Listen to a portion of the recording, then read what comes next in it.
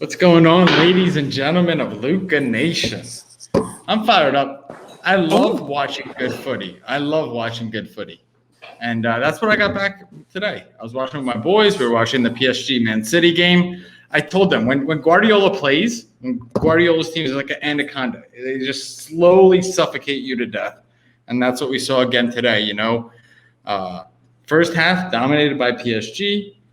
Second half dominated by Man City. So with that, ladies and gentlemen of Luca Nation, I want to welcome you back to another episode of Luca's Tigers and Bronze Oh My. How you feeling, Cage? Oof, I wish I knew what a Guardiola was. I'm not even going to try. Can I say that okay? Or is that like the next video? Yeah, Guardiola used to coach Barca. Oh, nice. Awesome. Barca's a good lounger. Barca lounger. It's the best lounger. How you feeling? Are you trolling anyone today? Who are you trolling today? Just let us know on Luke, so we have a head start. Is it Gary? You're gonna. If he was a superhero, would he be Iron Man or perhaps Ant-Man? Poison Ivy, hands down. Guardiola's Poison Ivy. Is he kissing the other players? He's got the kiss of death. What's he doing with Poison Ivy? He slaps players on the back of the neck. Let's go. He's like, come on. I swear to God, I'm not messing. I'm dead serious. That's part of the game? That's how he motivates. It's the neck slap. All right. Well, listen, you guys out there listen to the podcast that watch soccer. No, I'm telling the truth. Yes, all 6 of you who watch soccer, please confirm that what Andrew's saying is correct. There's a bunch who collect soccer because it's the next place to make some money, but there's not that many that actually watch soccer. Sorry to you in Australia. You guys can flame me again for something else soccer related. But it's fun. I'm getting used to it. So, and it's funny, if you listen to my cardboard relevant from today, you can't stretch yourself too thin. Know what you know and know what you don't know is sometimes more important. So I don't know soccer. I made pretty good money on some Pele cards and Cage, during our episodes, Cage is so busy, he gets calls from work that just mute him mid-stream, mid-episode.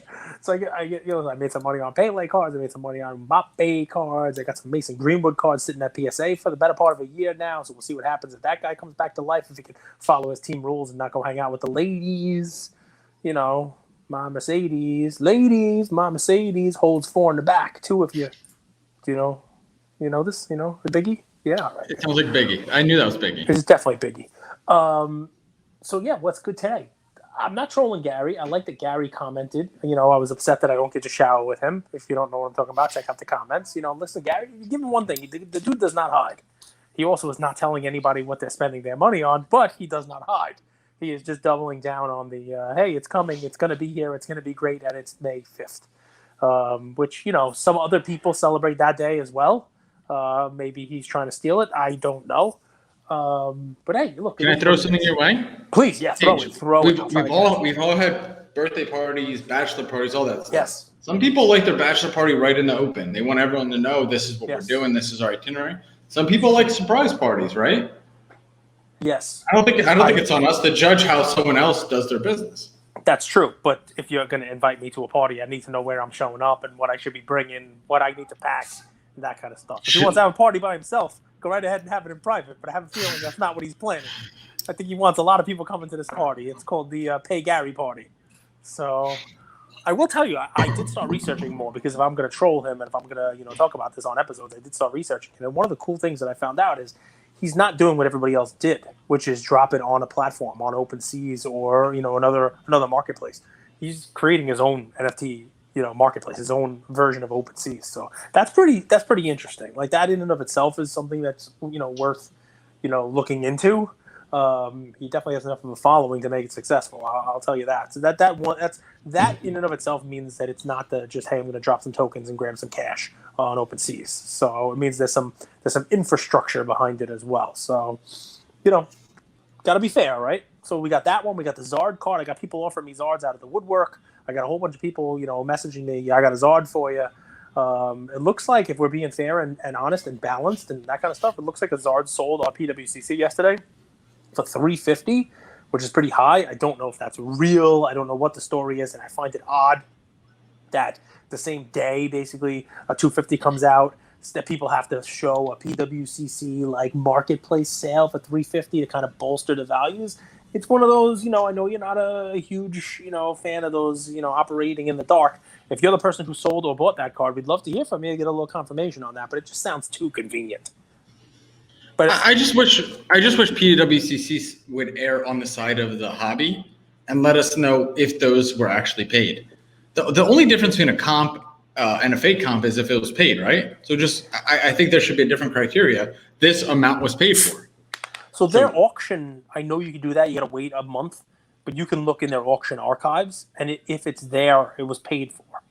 So that you can tell. You got to wait a little while. But I don't know if that applies to the marketplace sales like this one. This was like somebody's vault. They did like a flash sale or marketplace sale or whatever it was. I don't know whether or not that that shows up. But I mean, if you and I said, hey, we got 14 Charizards, now they're $250 instead of $4. We got to bolster these. And I said to you, hey, Andrew, buy my Charizard for $350 tomorrow. We'll, I'll ship it to your vault and you ship it to mine, and we pay PWCC a little bit of money, a couple $1,000 to now make it look like there's a comp that's $100,000 higher. If we own a bunch of those, I can see why an unscrupulous person would do something like that. And it gives you reason to kind of question that stuff. You guys know I'm a skeptic. I question everything. I questioned Michael Porter Jr. when he first came in the league. I still question. Back injury, is he soft? I'll tell you, man, the questions are running out because this is a guy who I'm really excited to see the future of this Nuggets team. And I'll tell you what I mean by that, right? So you had Jamal Murray go down with the ACL injury. This is after just 6 months ago. Jamal Murray in the bubble was like the talk of the town. The guy was going 40 a night. Remember that? Yep. Oh, he was huge. And I was getting DMs. Are you still a Jamal Murray hater? Remember those DMs? Yeah, because you hated him. He wasn't a baller. You said he's one-dimensional. That's exactly. Thank you. I'm not a hater. Doesn't make his team better around him. He's basically playing for himself. So my last name is not Worth, so I'm not a hater. I'm just someone that tries to see something as it is and call a spade a spade. And Jamal Murray, someone that I thought was limiting the offense. He might get buckets, but he limits the offense. Michael Porter Jr., I could not be more impressed with this offense, dude. Have you watched him? He sucks. Are you joking? No, he sucks. So he's a bucket. So I hope he's a bucket. So he's a bucket. He's definitely a bucket, and it's great. There are a lot of buckets out there that are not cardboard relevant. Nobody wants to buy Carmelo Anthony cards, and he's a walking bucket and has been for 2 decades. You know what Michael Porter Jr. is to me? Michael Porter Jr. is Devontae Graham. I know, different age, you name it, but when there's no other option, the guy looks stellar. The guy looks awesome. The guy looks like the best thing in the world. He's putting up points. He's filling the stat line, you name it. But maybe it's not his own fault, but the team does not view him as anything great because the team is going to relegate him back to the bench when they're at full strength again. It's exactly what happened to Devontae Graham. The dude looked great. He looked like a baller. He looked like a walking bucket when there was no one else to fill the bucket. And then all of a sudden when middling players, not even great players, middling players came back, he was relegated to a 6-man role, and all of a sudden you're holding cards you thought were worth $150, $200, and now worth $50. Same thing's going to happen to Michael Porter Jr. Do not fall for the fool's gold, my friend. He is fool's gold. Denver Nuggets, it's a nugget of fool's gold. Take that to the bank. This is a dream. This is so easy. There's so many differences between him and Devontae Graham. Yeah. Primarily. But it's the same thing. The team is not going to view him as a starter. You've already seen it. When they're at full strength, no one gives a shit about him. He sits on the bench and cheers. You want to buy cards of somebody who sits on the bench and cheers? Go ahead. This is not a guy that's ever going to sit on the bench and cheer ever again. That's what we said last year. This is a top 3 to top 5 scorer in the NBA in the next 2 to 3 years. Let me read you guys some stats. You guys know one of my favorite stats to look at is the per 36 minutes. He's averaging 55% from the field, 45% from three-point range, 21 points a game, 9 rebounds a game, 2 assists a game, 1 block game. This guy is a stud. Ever since he's been inserted to the starting lineup, he's dominated. And you know what actually it seems like? He hasn't even come close to reaching his ceiling because you're right, he's not the number 1 option, but he will be. To compare him to Devontae Graham is madness because this is a guy with a 7-foot wingspan. He's 6'8". He could pull up from 3 from anywhere. He's a spot up shooter. He could be last year to play, and they took it away from him as soon as they were at full strength again, and they relegated him to the 6-man. The point is. Let me ask you. Do you know how old he is? Let's go this way. he's young. He's young. He's like 23, but that's not the point. The point is his team. This is a great play if he gets traded. This is a great play if he goes somewhere else. It's a great play if the Joker is leaving. It's a great play. But right now, you have to know what the Nuggets think of him. The Nuggets think he's not a starter. He's going to be an MVP in the next 5 years. He's going to be an MVP in the next 5 years? Okay. Because here's what's going to happen. La La Land now. No, here I'll tell you what's going to happen. The Nuggets are going to be the next Thunder. Okay, I'm not saying they're going to win a championship, but I'll tell you, if Carmelo Anthony was a rookie in 2018 and 19, his cars would be going through the roof. They would. He was just drafted in 2003. So that's unfair that the hobby isn't booming while Carmelo is a rookie, but Michael Porter Jr. can't be compared to Carmelo just from that reason. Okay? That's true. Michael Porter Jr. is coming up in the hottest part of the hobby, and he's going to lead the league in scoring in the next 2-3 years. There's no question about it. Okay, the reason why I say that. Lead the league in scoring. I just want to get these on, right? Yeah. Lead the league in scoring in the next 2 to 3 years. He's going to be an MVP in the next 5. Michael Porter Jr., MVP in the next 5. He just reminds me of Kevin Durant so much. I'm going to make a prediction, too, that he has a catastrophic injury within that same time period. And it's not going to actually. That's heinous. That's heinous. I'm just, heinous. Why would you wish that on a young kid? I'm not wishing it. It's a prediction. I'm saying there's as much likelihood of that happening as what you're predicting. Maybe more, because at least in the past, he's been injured. In the past, he's never played like an MVP or a top 3 scorer in the league. I've heard this story when Embiid and Simmons, I don't know if you guys remember this, in like 2014, 15, 16, the Sixers were going through a rebuild. That Sixers team, if you guys go back in history, they got demolished by the Warriors by like 50 points. It was crazy. But the thing that people were saying about Embiid is like, he's always injured. Simmons, you're always injured. Well, no. If you think about it, these kids are 17, 18, 19, 20 years old, and they go through growth spurts. And a lot of their injuries are because they grow so quickly. So Michael Porter Jr., he grew so fast, some things happen. It's happened before. None of his injuries were like a Derrick Rose, microfracture surgery, where it was like, this was just a part of growing up. Like his body grew too fast, and it was a little bit corrected. And here we are. This guy's averaging 25 points a game since Jamal Murray's out. He's averaging 50% from the field, Cage. What was he averaging when Murray was playing? Here's the thing. Here's what I look for. So I talked about this with Anthony Edwards, right? He needs a lot of shots to get his points. Michael Porter Jr. doesn't need a lot of shots. He's incredibly efficient. So with Jamal Murray, he was averaging about 18, 19 points a game. But that's just because he had less shots. His shooting percentage has stayed consistent. He's over 40 from 3, over 50 from 2. He's an 80% free throw shooter. And I'm going to be honest, I don't agree with what people say that he's a poor defender. I think Aaron Gordon has really helped him. There's a little bit less weakness on the defensive end because defense is a bit more collective. But I think he's going to be an incredible player. I think he's an incredible talent. But here's how I would invest in him. This is my play of the day. I wouldn't be buying his base cards. His base cards are going to be volatile. His base cards could come back to 150. They're at 230 right now. And I wouldn't be buying his silver. I would be buying something like a select courtside of him, a select courtside silver of him, a national treasures of him, and a BGS 9, maybe a BGS 8.5, a PSA 9, because I would be playing him long term. I will say this.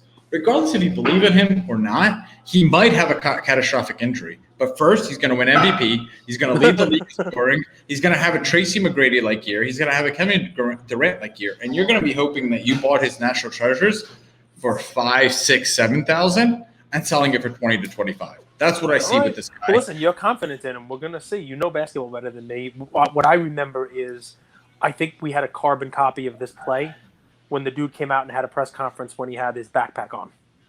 And backpack at DJ, yep. He did the backpack presser. I think there's an episode back in there. And listen, this is not you. Your analysis is on. If you look at what the kid's doing, he scored 39 points the other day, and that obviously helped his average. Easy. Never dropped 40. It's an easy 39. In all these games, he's never dropped 40. He's never scored 40. I'm just saying, he's never dropped 40. I can name you 50,000 players who have dropped 40 points in the NBA who went on to be cut the next year. But including the Devontae issue, Graham, by the way, who dropped 40. But the issue isn't the total. It's how you get to that total. He got to 40 or 39 on an efficient 55% from the field. Yeah. So my deal is, if you look at just what he's done in the last week, that's fine. What the big question marks are this: one, I don't buy the Nuggets as making a deep run in the playoffs. What? I could be wrong. They're a good team. This year, you mean? This year.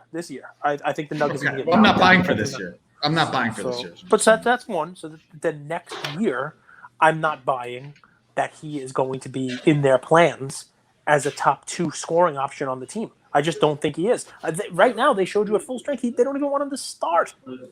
They want him to call at the bench. Okay, but the Nuggets will never.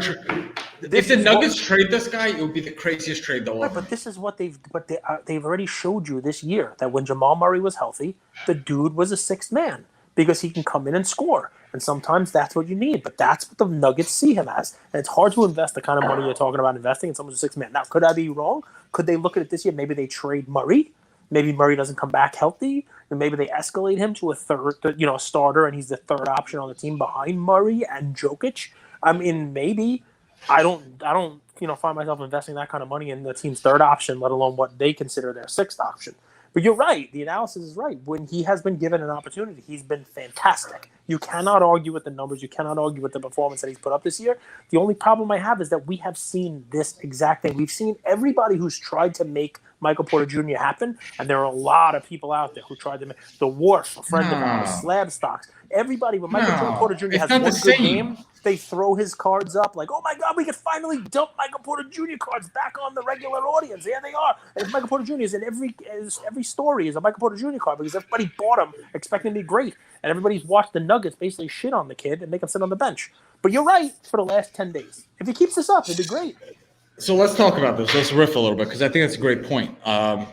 It's not what you learn about investing in sports cards. It's not just about the player. It's about the timing, right? And learning how markets work. So I agree. Michael Porter Jr. is not an under-the-radar play. Like my Tyler Hero play from last year, no one was talking about Tyler Hero. That's right. Totally under the radar. Because no one was talking about him, it didn't make him less good as a player. It just meant that his cards weren't pumped as high as maybe Michael Porter Jr.'s. It's true. Now, what you learn as you gain experience is you realize this Michael Porter Jr. play might be an off-season play. It really might be. Where you are able to buy a card and you sit on your hands, and I've learned this myself, I love action. People have asked me, Andrew, how do you invest? I love the action. I love buying, selling, trading. It's just who I am. Yep. I need it or else I get bored. It's just, that's how I am. And everyone needs to be everyone out there listening to this episode, they need to also take an inventory of themselves and say, what kind of investor am I? Now, what I've learned is sometimes sit on your hands. So I do believe in Michael Porter Jr., but you're absolutely right, Cage.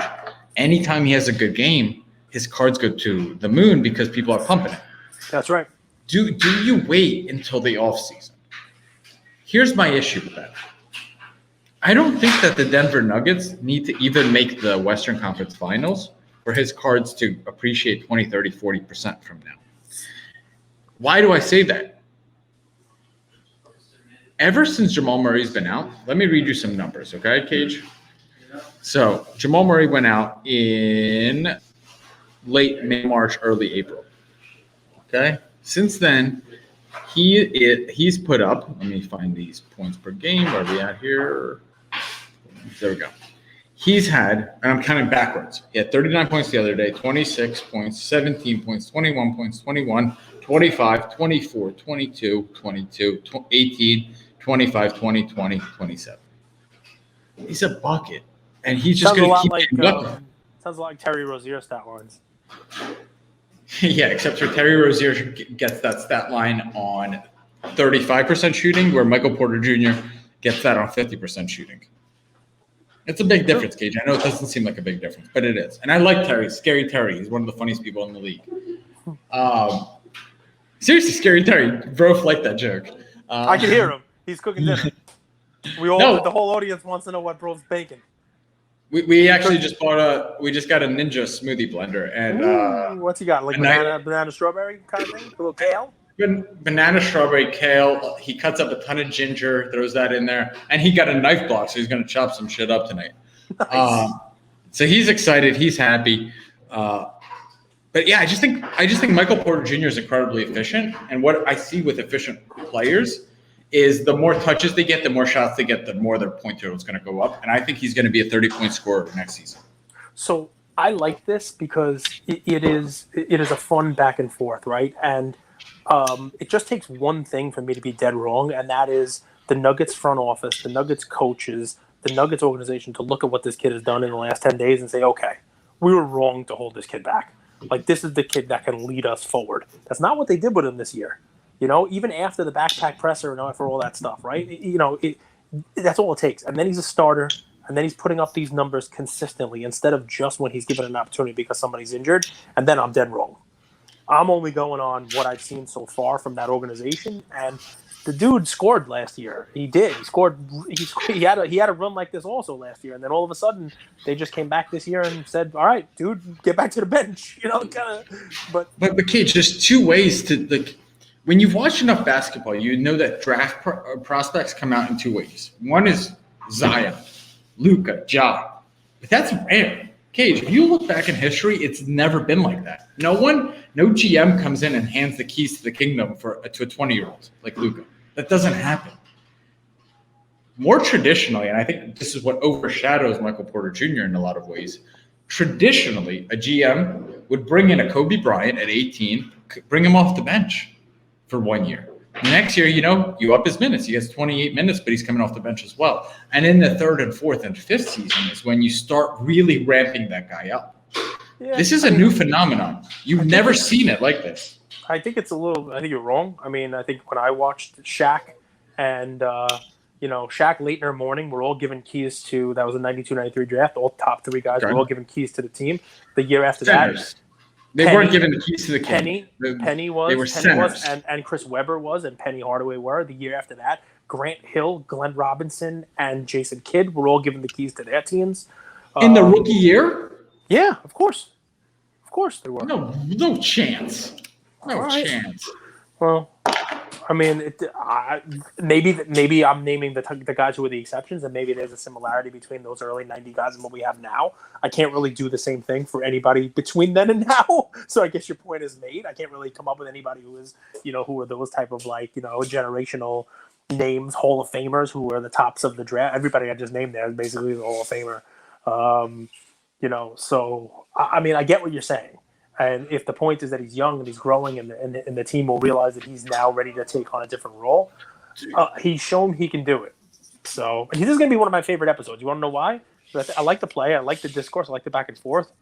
And you guys, Luka Nation, in addition to getting Michael Porter Jr. play and this fun back and forth, you're going to get my baseball play that you got last year in the beginning of the season. My Kyle Lewis, my Cronin, my rookie of the year sleeper play that nobody's buying. Wow. Right? So this is one, guys. I hope you pay attention to it because you want to guess? You want to see if you know who it is?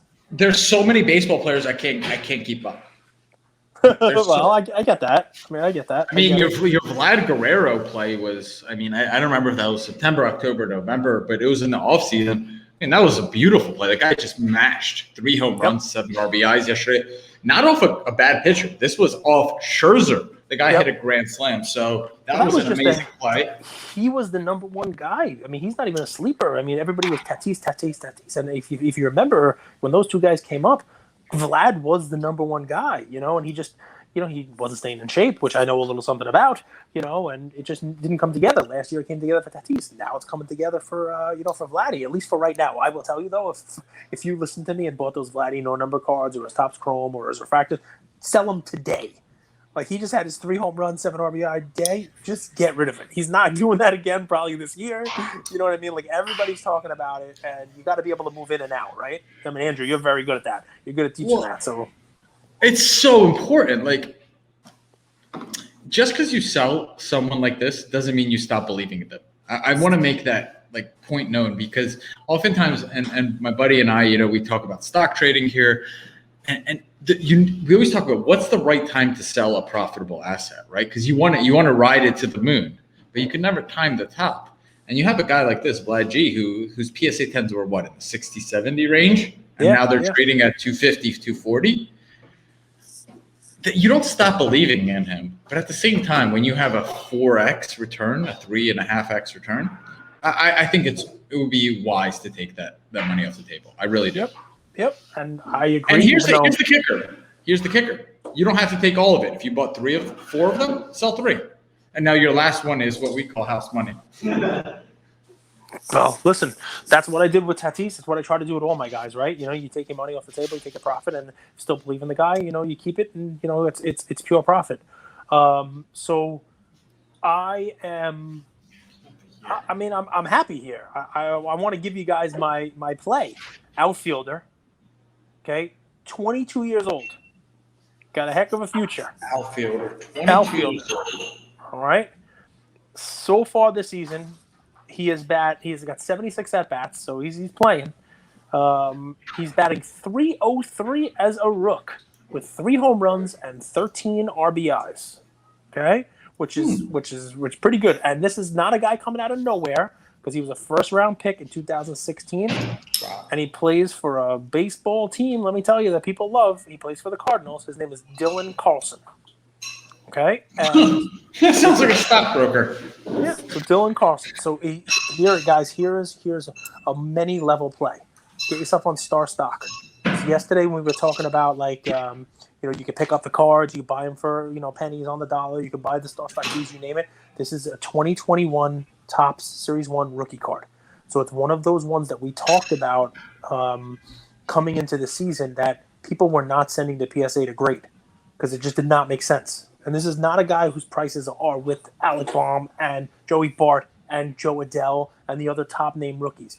He does not have the fanfare and the press of a Ke'Bryan Hayes in the National League. His odds are low compared to all the pitchers. Ian Anderson is way ahead of him in the Major League, National League Rookie of the Year race. This guy's way down the charts.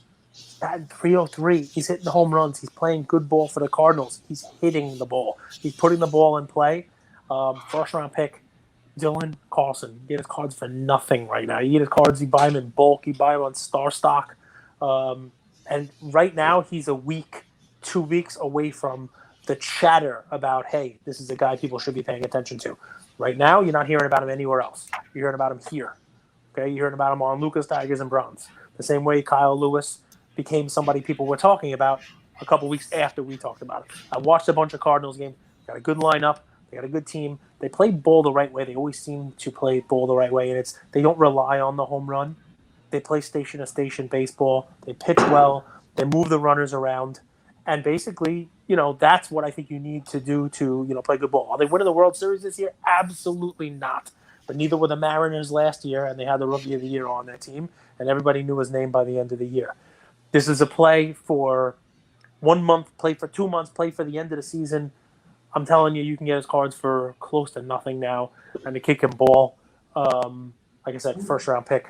It's taken 5 years from when he was drafted until now, but it's a 2021 rookie, and these Topps rookie cards, they are flying under the radar, guys. I sent out a box of 800 of them to Star Stock, waiting for them to log them in. This is a guy I didn't even take out. I pulled out the Joe Adelos to possibly one day, grade them. This guy was not somebody who, a couple weeks ago, was even on my radar as somebody who I thought was going to be, Rookie of the Year contention. And if he wasn't, if people are, going through their boxes and just pulling out the top names, it's a guy you can get for cheap. So we got Michael Porter Jr., and we got our first call here. So we got Michael Porter Jr. will win a scoring title and an MVP within the next couple of years. And I'm telling you that we got a guy who's in the early running for me for National League Rookie of the Year. It's Dylan Carlson. I'm sitting here thinking, we often categorize our plays by player or by card, but I actually think there should be a different way to categorize stuff. And I think Luca Nation could do a good job of this. I'm someone that, if you ask me, I'm a trend follower. I'm not someone that's going to go diving into a Kyle Lewis or the St. Louis Cardinals outfielder who I've already forgot his name. Dylan Carlson. Dylan Carlson. I've just never been that kind of investor. I don't do that with stocks. I don't do that with crypto. I don't do that with anything. But if you look at and you track Cage's performance based on, kind of under the radar gems, it seems to me that that's actually his core competence. You look at Devontae Graham, right? Yep. Devontae Graham was a hidden gem. This was a guy nobody was looking at. And sure, he didn't become a LeBron, but he went up maybe even more than LeBron because he was, $1-2 for his Prism. Yep. Kyle Lewis, Yep. Austin Matthews, Yep. the Harry Potter box. Cage is the type of investor that looks in the deep corners of the hobby that people aren't looking at, but they will for some duration of time. 2012 Prism base cards. 2012 Prism base cards. I don't have that patience. I'm telling you guys, I don't have that patience. I think this is fun, though. I think this part of it is fun, and it's not for everybody, and it's not all of what I do. I mean, I got LeBron cards and Jordan cards too, right? And I think you might have convinced me. I may go out and get a.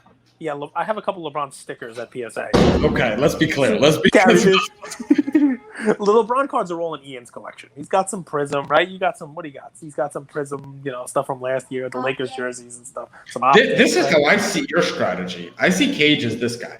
He finds these plays in the corners of the hobby, makes substantial profits on them when the market comes to him. He gets there way before the market does. Market comes, and then he invests in blue chips. Yep.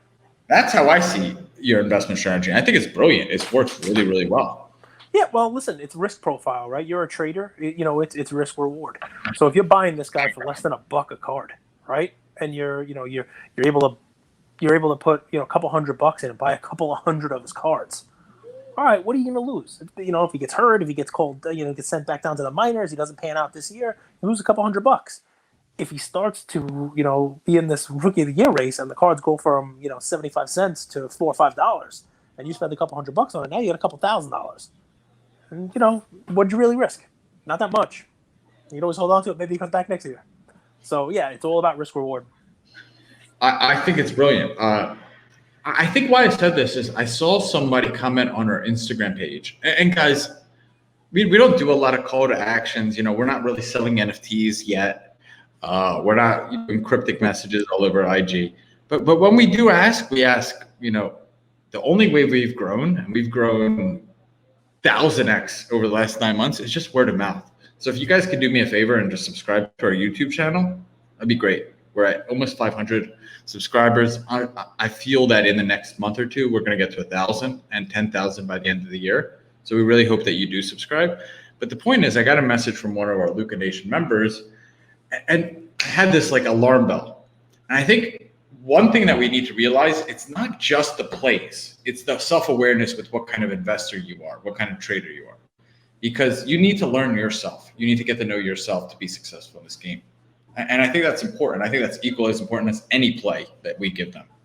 It's funny, dude. I feel like I'm on the shrink couch because I feel like I just had an epiphany, right? So I woke up today, guys, real insight, right? Real behind the scenes director's cut stuff. And sometimes Andrew gets really upset with me. He might be upset with you now. You never know. But I texted him this morning. He's like, "Hey, how's it going? How's everything doing?" We talk all the time, right? The guy's always looking to cheer me up, always making sure I'm in a good mood, always making sure that I got my head on straight. This is where I show up for these episodes and deliver value for you guys. It's great, man. I don't have to pay a shrink. I don't have to pay a guru. I got my guy right here, right? So, I'm here. Call me. Beat me if you got to reach me. Of course, today I'm like, I'm kind of pissed off. Even with this Charizard coming down in value, I don't know if I even want to go for it anymore. I don't even want to buy it anymore. I'm 1 away from the set. He's like, dude, what the hell is wrong with you, right? But it's funny because what you just said makes sense. Do you know why I started buying the Charizard, the Pokemon set?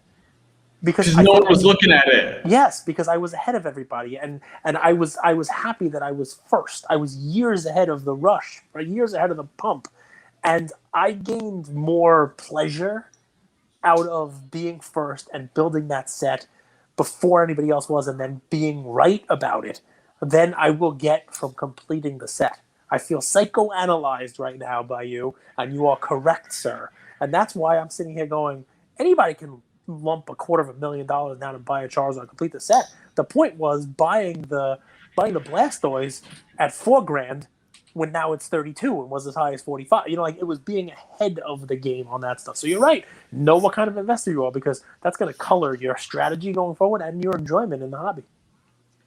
And neither is right or wrong. Here's the kicker.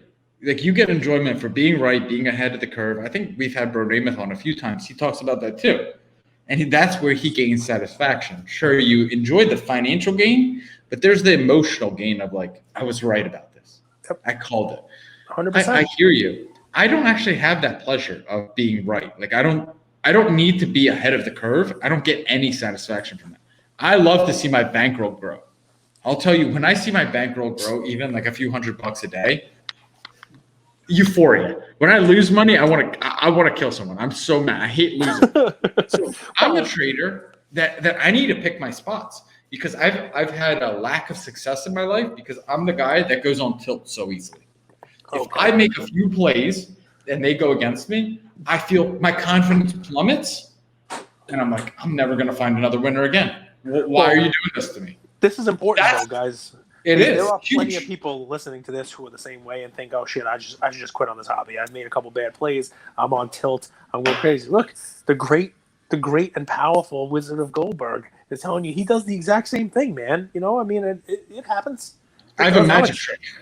Oh, I want to get out of this because I've learned this. I find the smallest thing. Like I'll make the best cup of coffee, or I'll make a good cup of coffee, or I'll make a delicious smoothie, and I'll be like, I'm on a winning streak. Let's go. And I'll hype myself up. It's so weird. You remember? Oh yeah, and from Entourage. You remember that? Yeah. I do it. Johnny I Drama. do it. I think it's ridiculous. Victory! I do it, but it pumps me up. And it gets me back into a place of like, all right, I'm back on a winning streak. I've learned that because I lost so much. And I've lost more on tilt than I actually have in my bets. So I'm glad that it went this direction. I didn't expect this episode to go this direction, but I think it's valuable. I think there's so many young listeners in our community that are still kind of trying to find their identity, trying to find their place. And I hope this gives them a bit of inspiration to do so. I love it. Are you buying Michael Porter Jr.? Because I'm going to tell everybody out there right now our standard fare. I believe in these picks. I believe Dylan Carlson, but I do not want to go and raise the price on everybody. So I will be refraining from buying Dylan Carlson for 72 hours. Go right ahead and do what you got to do because then I'm jumping in. And Andrew knows I do this because I did this before we even had a podcast. We used to be in an Instagram group, and I used to tell people, okay, Tatis is at $56 right now. I plan to buy it, every one that's available, up to 70. So if you guys want to get in now. You know, like, and I really did. Alonso. Yeah, the first show I went to was maybe the second show was at Valley Forge, and I remember I was like, I'm gonna buy Alonso cards because I remember Cage talked about it. But Cage single-handedly moved the floor on all the Alonso cards because one evening, I think he bought like 100 of them. Oh yeah, 100. They were like $36 on eBay or best offer. So he just went and offered every single one out there. Yep. And overnight, the floor became 49. So the next day, I had to buy the show for 45. I'll remember that. It's my fault. But you bought every single one off eBay. Everyone. I bought every one that was for a certain price. I bought every single one. I bought every one. And now I own not a single one anymore. So you got to get in and out of those things. Make your money. It's a lot of fun. Listen, this was a fun one, guys. This is a good episode. I really did enjoy it. Thank you, Andrew. Enjoy the smoothie. I wish I was there having one. Although it's nice here now. It's like 80 degrees here today. So it's nice. It's getting nice. Do you like that? Like it was like hail a week ago, and then today it's 80. Well, I don't like it because I was in the city today. Suit, button-down shirt, all my fatness, running around in the heat. And it's just a nice constant reminder that, I need to drop like a third grader. Like I need to lose the equivalent of weight of like my children to get back into shape and not be just sweating all over myself. Showing up to these meetings all out of breath.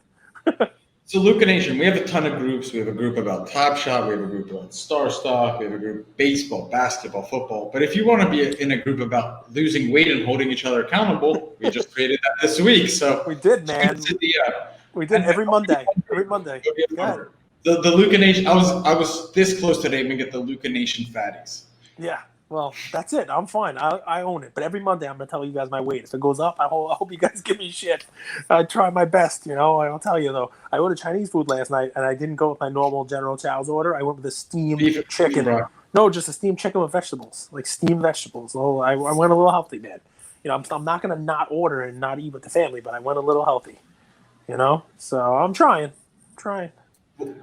What I've learned, and I'm an optimist. I die when it comes to negativity. Like when there's negativity or pessimism around me, I suffocate. I don't want to leave my room. I don't want to talk about it. Like I just can't do negativity. So I'm not actually a proponent of losing weight. I'm a proponent of living healthy. So that's where I'm at with this. It's just one day at a time. How can I be a little bit healthier today than I was yesterday? I like it. Listen, it's good habits, right? Same thing with collecting cards, same thing with eating, same thing with everything else, right? It's just building up those good habits and celebrating your small victories. Victory! Well, listen, this was a really fun one. I enjoyed it. It did not start off that way, man. You know, you and I could be diametrically opposed on Michael Porter Jr., but we end up good. Calling me a fatty. Love it. All right, guys, listen. Hope you enjoyed this one. Take care.